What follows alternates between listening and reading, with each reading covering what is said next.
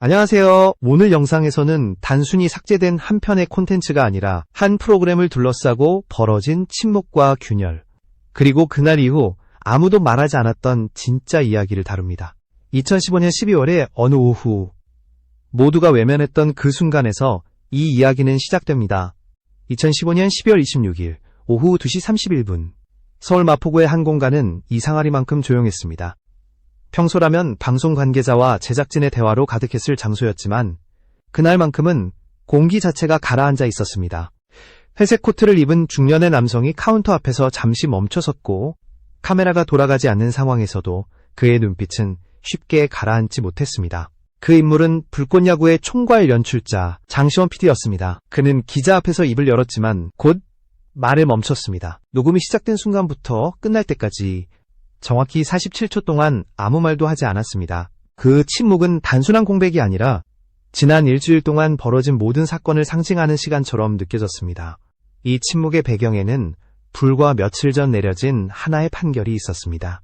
12월 19일 서울중앙지방법원 민사 60부는 JTBC가 제기한 저작권 및 부정경쟁방지법 위반 가처분 신청을 받아들였습니다. 방송계에서 거의 전례가 없는 결정이었습니다. 한 예능 프로그램이 후속작이라는 이유로 표절 판정을 받고 전면 중단된 사건이었기 때문입니다. 불꽃야구는 JTBC의 인기 야구 예능을 잇는 프로젝트로 주목받았지만 장시원 PD가 이끌던 제작진과 방송사 사이의 법적 다툼은 결국 제작진의 사실상 패소로 이어졌습니다. 판결이 내려지자마자 유튜브에 공개돼 있던 에피소드들은 하나둘 삭제되거나 비공개 처리됐고 활발하던 팬 커뮤니티 역시 갑작스럽게 멈춰섰습니다.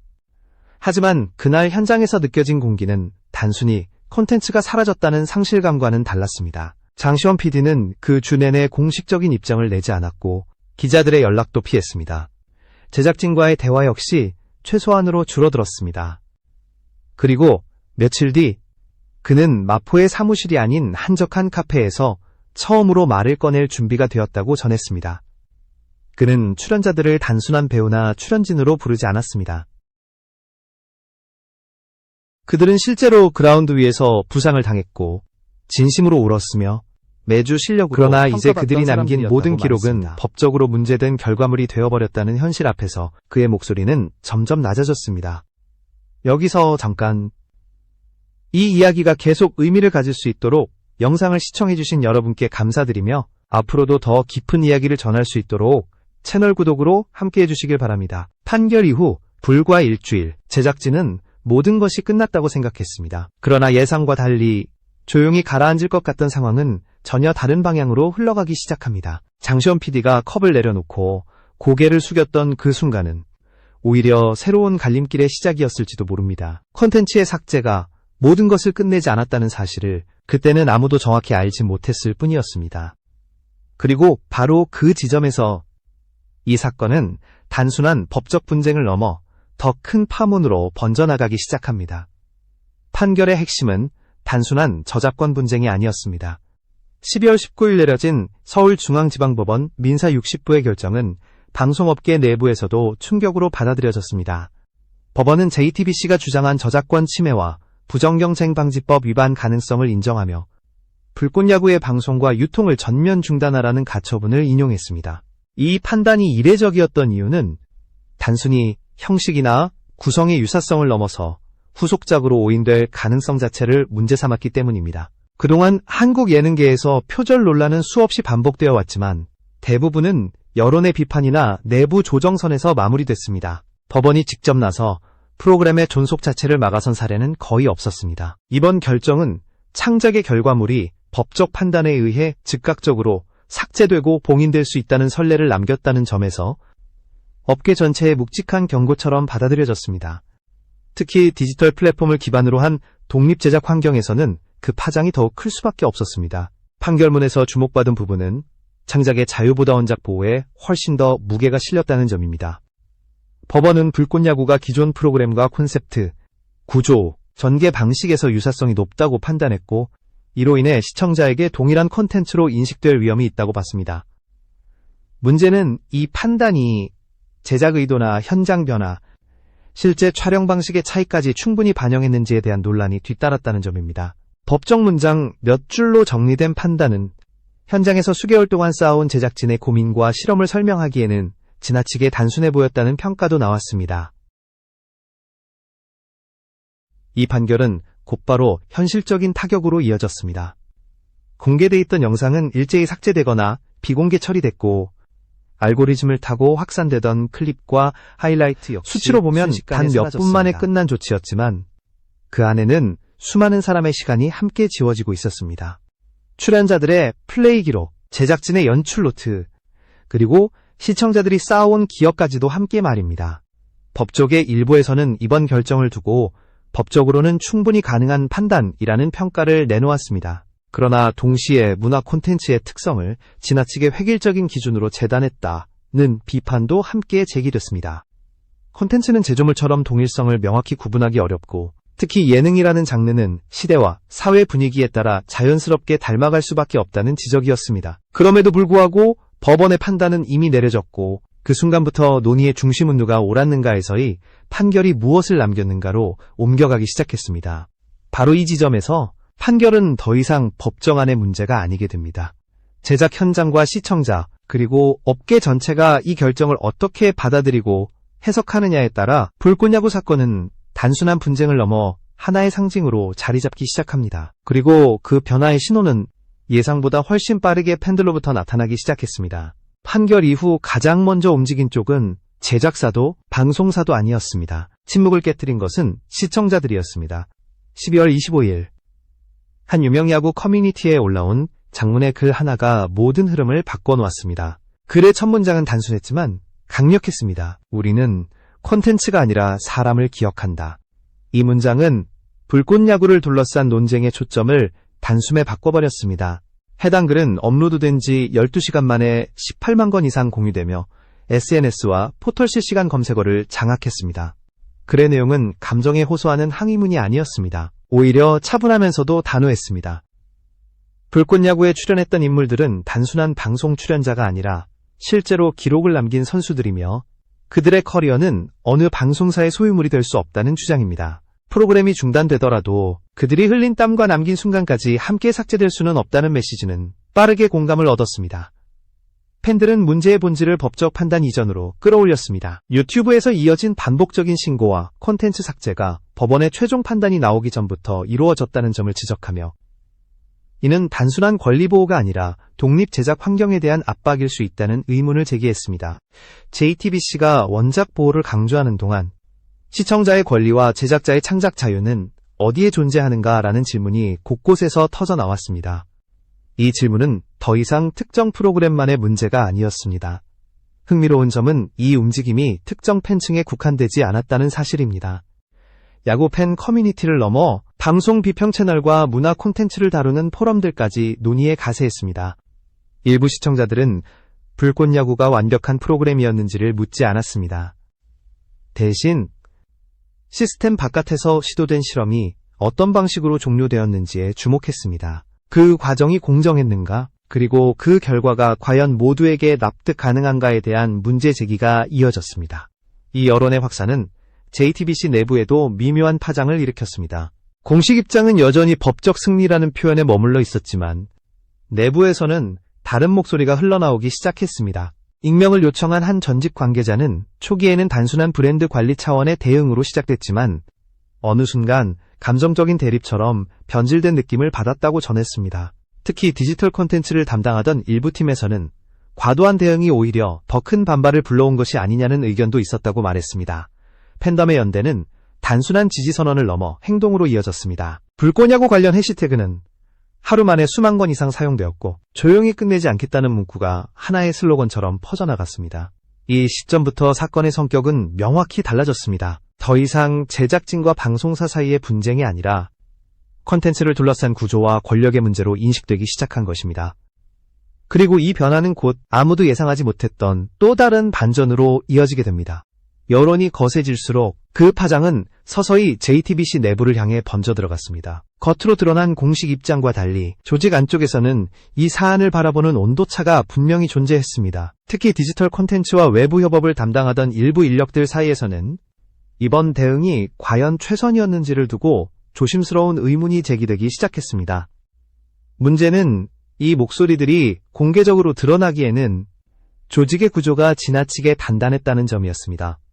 익명을 요구한 한 내부 관계자는 초기 대응이 단순한 브랜드 보호 차원에서 시작됐다는 점을 인정했습니다. 그러나 시간이 지날수록 논의의 중심이 콘텐츠의 본질이나 창작 의도가 아닌 조직 내부의 책임 회피와 정치적 계산으로 이동하고 있다는 느낌을 받았다고 말했습니다. 법무팀을 중심으로 한 판단은 점점 더 강경해졌고 그 과정에서 현장의 맥락을 설명하려는 시도는 점차 배제됐습니다. 불꽃야구가 어떤 과정을 거쳐 만들어졌는지 그리고 그 안에 담긴 실험적 의미가 무엇이었는지를 설명할 기회는 거의 주어지지 않았습니다. 특히 주목받은 것은 디지털 콘텐츠 전략회의 라인이었습니다. 이들은 웹 기반 콘텐츠와 외부 제작사와의 협업을 통해 새로운 시청자층을 확보하는 역할을 맡아왔고 불꽃야구 역시 그 연장선에서 논의되던 프로젝트였습니다. 그러나 판결 이후 해당 회의 라인에서 다뤄지던 자료와 기록들은 하나둘씩 사라졌습니다. 회의록은 공유되지 않았고 메신저 대화방에서도 관련 자료는 삭제됐습니다. 공식적인 설명 없이 이루어진 정리는 내부 인력들에게 묘한 불안감을 남겼습니다. 이 과정에서 몇몇 실무 담당자들은 스스로 한 발 물러나기 시작했습니다. 더 이상 해당 사안에 대한 회의에 참석하지 않겠다는 의사를 밝힌 인물도 있었고 콘텐츠보다 조직 논리가 우선되는 공간에서는 자신의 역할을 찾기 어렵다는 말을 남기고 조용히 빠져나간 이들도 있었습니다. 그들은 불꽃야구의 성패를 논하기보다 이 사건이 남긴 방식과 태도에 더 큰 문제의식을 느꼈다고 전했습니다.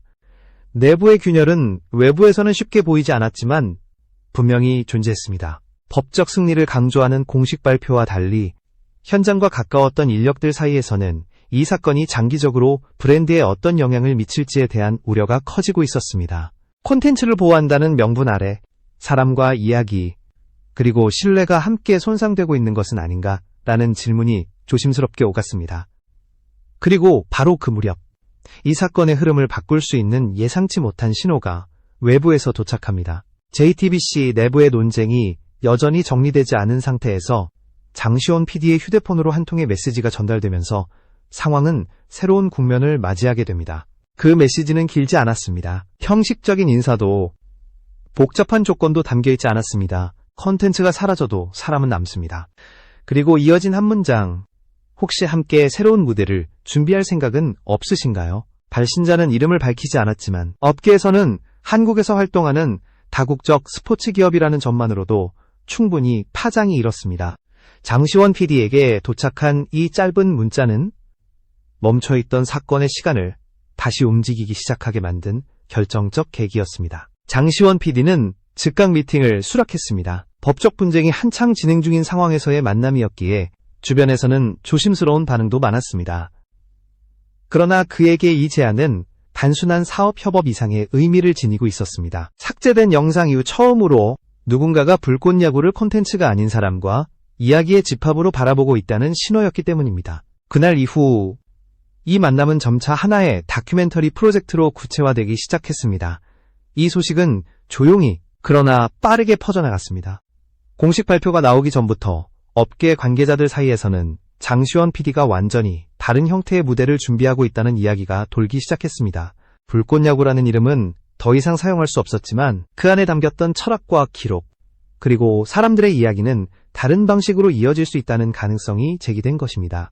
이는 법적 판단으로 모든 것이 끝났다고 생각했던 이들에게 또 하나의 질문을 던졌습니다. 정말로 이야기는 여기서 멈춘 것인가? 라는 질문이었습니다. 한편 이 움직임은 JTBC 측에도 부담으로 작용하기 시작했습니다. 공식적으로는 여전히 법적 승리를 강조하고 있었지만 커뮤니티와 제작 현장에서는 이 사안을 윤리의 문제로 바라보는 시선이 늘어나고 있었습니다. 창작의 자유는 어디까지 허용되어야 하는가?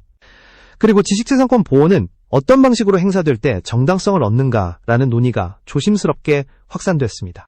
특히 콘텐츠 산업 종사자들 사이에서는 이번 사건이 선례로 남을 경우 향후 어떤 시도가 위축될지에 대한 우려가 커졌습니다. 장시원 PD는 이후 첫 인터뷰에서 방송국의 필요성을 부정하지는 않는다고 밝혔습니다. 다만 함께 만들고 함께 걸어온 콘텐츠라면 책임 역시 함께 져야 한다는 점을 강조했습니다. 그 말은 특정 방송사를 향한 비난이라기보다 시스템 전체를 향한 질문처럼 들렸습니다. 컨텐츠는 누가 소유하고 누가 끝낼 권리를 갖는가라는 물음은 점점 더 많은 사람들의 공감을 얻고 있었습니다.